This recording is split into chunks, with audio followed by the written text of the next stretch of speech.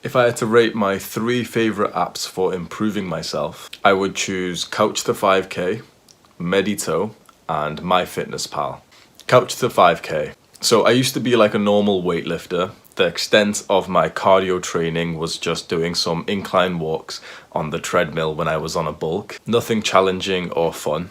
After the gyms closed down, I still wanted to exercise, and so the obvious choice was running, since you don't need a gym for it. The Couch to 5K app is designed for people who struggle with running in the first place, so that was me.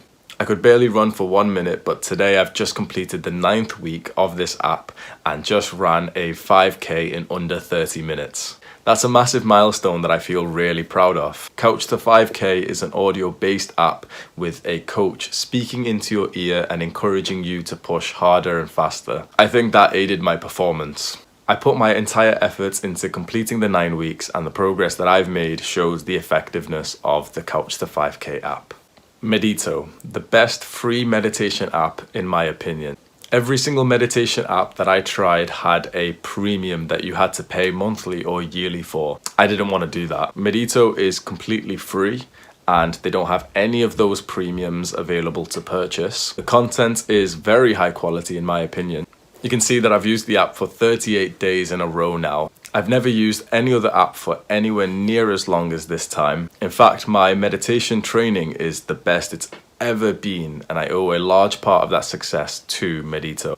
The best part is, it's made by volunteers who are still releasing more free content. So in 38 days, I still haven't used everything that they've got to offer yet. It has the normal guided meditations that are broken down into different topics, as well as a meditation timer, which is nice to use as a more advanced, unguided meditation practice. I've been recently using that a lot more.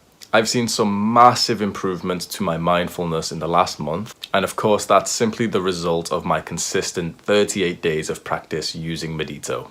MyFitnessPal. The fact that you can scan barcodes to get the nutritional data is so helpful, but there's a part of MyFitnessPal that most people don't seem to use. The Progress tab lets you upload pictures, which you can then click on to see and compare all of your progress pictures, and it shows you the date and the weight when that picture was taken. You can scroll through all of your pictures and see it like a fat loss or muscle growth time lapse. So I go through this every now and then to analyze my progress. I'll look at a particular picture and think why I look like that. Was I doing something wrong? Was I doing something right? So using this part of MyFitnessPal is like an extra aid to my fitness journey. Plus, obviously the main part of MyFitnessPal is to track your foods, to see your daily calories or macronutrient intake. I've been tracking on and off for 6 years, and I'll just tell you the truth, the most consistent results I've ever had is when I was tracking on MyFitnessPal. Sometimes it does feel like a bit of effort to track, but if you have goals and you want those results, it's worth it. After all, it's maybe 10 minutes of work throughout the day. Those were my 3 favorite free apps for personal development, but I have one runners-up which may benefit you.